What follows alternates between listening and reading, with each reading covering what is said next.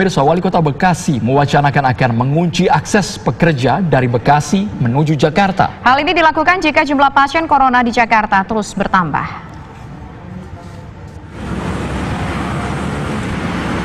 Wali Kota Bekasi Rahmat Effendi mewacanakan akan mengunci akses pekerja dari Bekasi ke Jakarta jika jumlah pasien corona di Jakarta terus bertambah.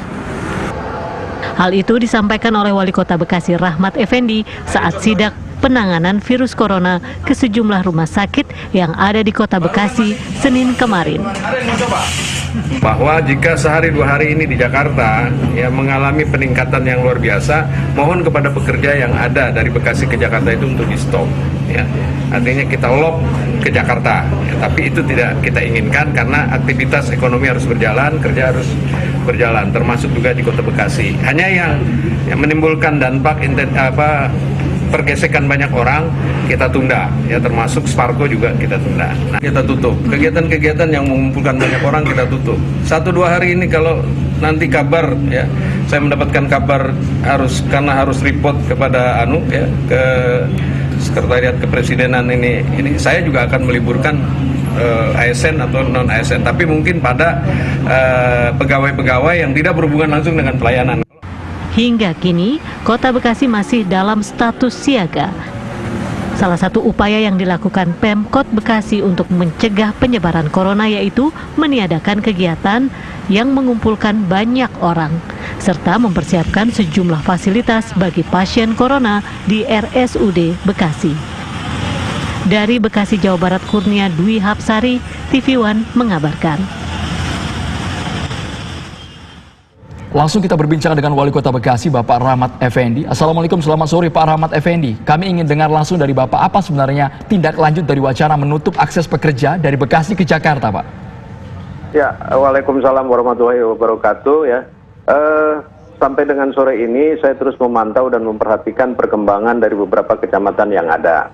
Ya, dan kita berharap di Kota Bekasi ini tidak terjadi sesuatu yang luar biasa, apalagi sampai ditetapkan kepada dampak darurat Corona 19 ini. Perlu saya sampaikan sampai dengan sore ini memang ada kenaikan yang terduga ya. Kemarin pada saat kita telekonferensi itu ada 32, sekarang ada 46 ya. Itu ada peningkatan di beberapa kecamatan ya, dari kemarin 5 kecamatan, sekarang tambah 1 kecamatan Mustika Jaya ya, jadi ada 6 kecamatan. Nah, sampai dengan sore ini tingkat pantauan kami ya ada 31, yang 6 pasien sudah selesai, sudah sembuh, 25 mohon maaf, yang 6 ya masih dalam proses rehabilitasi ya. Selanjutnya yang dalam pengawasan itu yang selesai ada 7, yang belum selesai ada 8 ya. Dan perlu saya sampaikan kepada seluruh warga masyarakat Kota Bekasi, kami sudah firm ada 6 rumah sakit tipe B ya, ada Ananda, ada Hermina, ada 2 Global dan 2 Mitra. Itu ya tipe B itu punya kapasitas isolasi yang cukup ya, dan berstandar sesuai dengan apa yang ada di rumah sakit umum kita. Rumah sakit umum kita itu sekitar di atas 20 bed, kita sudah siapkan 1 lantai ya. Mudah-mudahan ya apa yang kita upayakan ya dan apa yang kita rencanakan ini tidak satupun juga warga kami ya, kami berdoa kepada seluruh ulama, kepada masyarakat ya yang terjangkit positif corona. Tapi persiapan terhadap rumah sakit termasuk rumah sakit tipe D kami juga sudah siapkan dengan Ketua Tim Gabungan Pak Wakil Wali Kota, terus ya mengupayakan upaya sosialisasi termasuk persiapan-persiapan barang-barang yang dipergunakan dalam rangka antisipasi virus tersebut.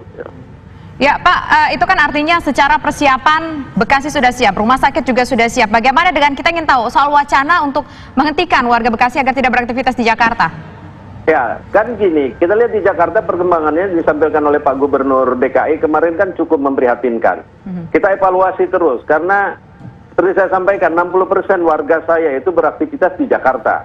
Jika peningkatan di sana besar, saya tidak ingin ambil resiko bahwa mereka datang ke sana, kembali ke Kota Bekasi ini menimbulkan dampak carrier yang luar biasa. Itu sudah dibincangkan nggak Pak dengan katakanlah dengan pelaku usaha kalau ini jadi akankah sudah ada perbincangan dengan pelaku usaha yang otomatis berhubungan langsung nih dengan karyawan? Kemarin kan saya bilang 1-2 hari. Kalau 1-2 hari ternyata di DKI peningkatannya luar biasa, saya nanti akan menghubungi Pak Gubernur DKI, terus juga Dinas Kesehatan di sana, termasuk juga para pelaku usaha yang ada di DKI ya. Nah, itu antisipasinya, karena walau bagaimana ini mesti secara sistemik kita persiapkan, jangan sampai nanti hal yang sudah kita bangun sedemikian rupa ya kita kecolongan oleh persoalan-persoalan karena kelalaian. Dan sekarang pun juga kami dengan Pak Wakil Wali Kota ini sedang merapatkan sesuatu dalam kegiatan antisipasi termasuk belanja darurat yang harus kamu lakukan secepat mungkin. Stoknya untuk berapa lama Pak kalau belanja darurat ini diberlakukan Pak? Kami siapkan untuk 4 bulan. Ya, tapi mungkin nanti barangnya sesuai dengan kebutuhan. Jadi apa yang disampaikan oleh BNPB kemarin, ya kami extend persiapannya, tapi kebutuhannya sesuai dengan apa yang diinginkan pada saat kejadian itu berlangsung. Pak Rahmat Effendi menyebutkan 60% kerja di Jakarta. Untung ruginya sudah dipertimbangkan secara matang, Pak Wali Kota. Kalau untungnya sih kita nggak usah kita bicarakan. Kalau ruginya, kalau 1 atau 2 orang positif ya virus, kan kita udah nggak bisa bilang apa-apa, berarti kiamat sudah. Oleh karena itu yang kita terus antisipasi. Gitu.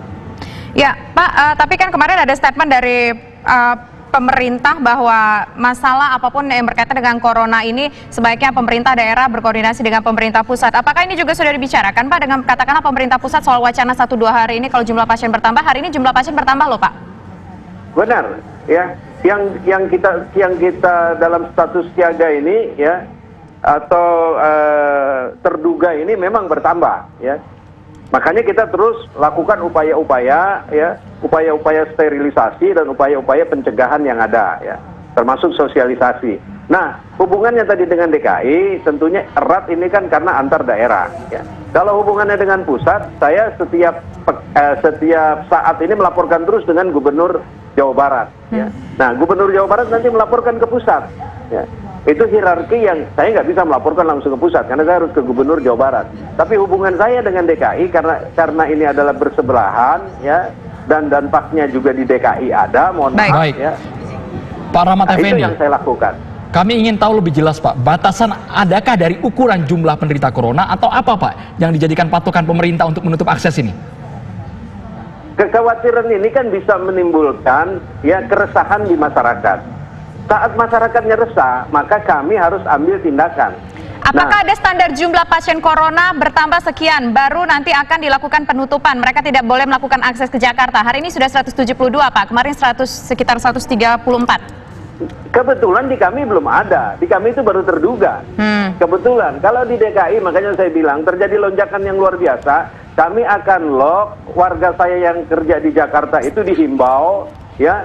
Persoalan dipatuhi atau tidak, kami sudah memperingati yang bersangkutan bahwa kesehatan itu lebih berharga dari segala-galanya. Gitu. Baik, apakah Bapak menjamin kompensasi ke masyarakat yang tidak bekerja di Jakarta, Pak? Kita belum sampai ke sana.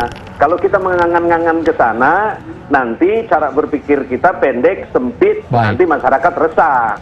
Yang kita lakukan sekarang ini, para pemimpinnya enak melakukan kegiatan aktivitas, sehingga tidak menimbulkan kegaduhan, maka masyarakatnya tenang, aman. Nah, itu yang kita inginkan, sebuah proses pemerintahan yang ada di Kota Bekasi. Baik, terima kasih Wali Kota Bekasi, Jawa Barat, Bapak Rahmat Effendi atas waktunya. Pemirsa, 1 orang pasien positif virus corona di Jawa Tengah meninggal dunia pada Selasa pagi.